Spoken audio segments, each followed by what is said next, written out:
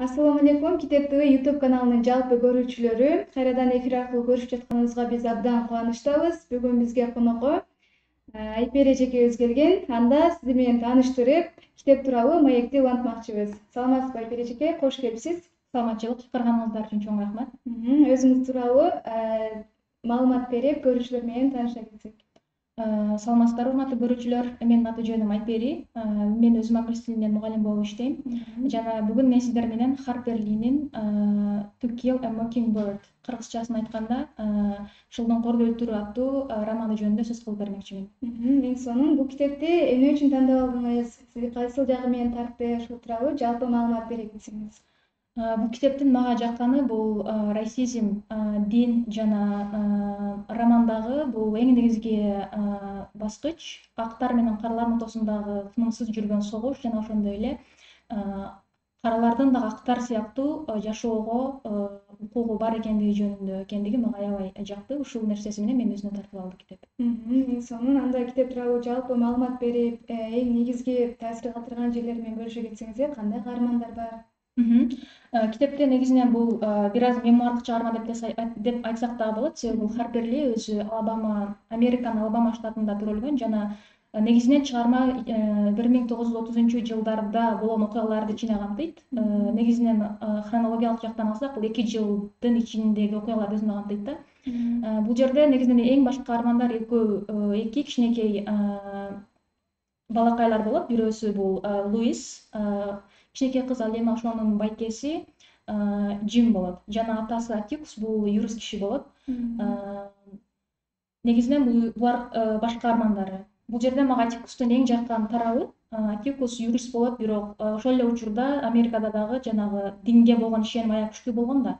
Христиандар, бирок ошол эле учурда дини бир болсо дагы, христиан болсо дагы дини, бирок актар менен каралар эки башка чиркөөгө барышкан, бири-бирине такыр мындай сүйлөшкөнгө, бири-биринин үйүнө барганга, дос болгонго мындай аябай бир чоң тоскоолдуктар болгон. Бул ошол учурдагы ишеним болгон. Мындайча айтканда, бул каралар актардан ылдый турат деген түшүнүк коомдо чоң жайылгандыгы үчүн ошол нерсе менен күрөшүү бул аябай эле оор болгон. Бирок ошого карабастан бул Луиздин атасы Атикус юрист болот, бирок динге анчалык ишенбесе дагы, бирок бүтүн дүйнөдөгү адамдардын укуктары бирдей экендиги жөнүндө дайыма сөз кылып,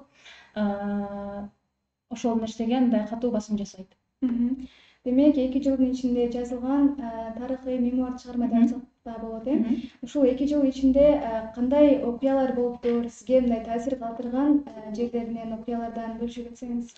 Чыгармадагы эң негизги окуя кара денелүү Том Робинсон ак жеринен башка бир кишинин кызын зордуктады деген жалган жалаа менен түрмөгө отуруп калат.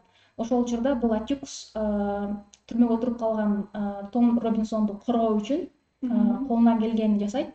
Ошол эле учурда бул Атикустун 2 кичинекей баласы мектепке барат, бирок мектепке барганда аны баардык мектептеги классташтары жада калса чоң кишилер дагы буларды шылдың кылат. Себеби ошол учурда кара денелүү бирөөнү коргоо, анын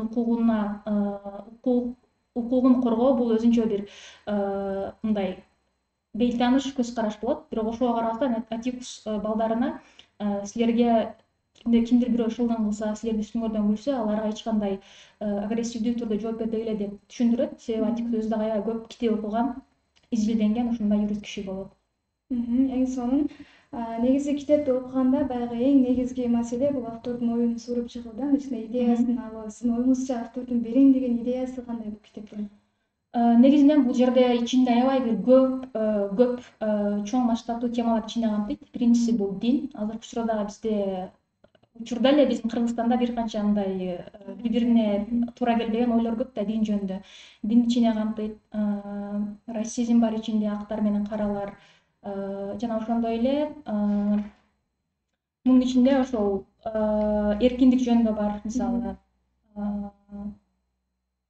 Ошолорго негизги идеялар ушулар. 3 идеяны камтып кетиптир, жалпысынан 3-өн алыптыр.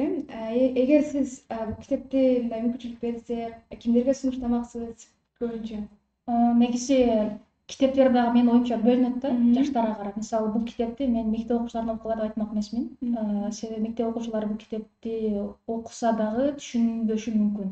Ошондуктан мен буларды чоңдордун окуусун каалайт элем. Себеби бул ичиндеги темалар аябай назик темалар болгондуктан муну кичинекейлер түшүнбөшү мүмкүн. Түшүнүктүү. Демек, чоң адамдарга сунуштамакчы. Ооба. Өзүңүз китепти канча убакытта окуп бүттүңүз? Канча убакыт кетти? Мен китепти негизи 2 айда бүттүм окшойт, жалган айтпасам. Себеби жайында каникул болуп калды, тиги бул болуп, анан убакыт созулуп, 2 айда бүттүм. Негизи 1 айда 4 китеп битирүүгө аракет кылам. Аз амансыз. Эң сонун. Анда сизге чоң рахмат, Айпери эже, бүгүн келип бизге өзүңүз окуган эң кызыктуу китептердин бири менен бөлүшүп кеттиңиз. Иштериңизге ийгиликтерди каалайбыз. Дагы да билимиңиз менен бийикте багындыра бериңиз. Ал эми биздин YouTube каналынын көрүүчүлөрү, бүгүн бизде конокто Айпери эжеке болду. Эң сонун китеп менен бөлүшүп кетти. Көрсөңүздөр болот. Кийинки эфирлерден көрүшкөнчө аман туруңуздар. Баарыңыздарга ийгилик каалайбыз.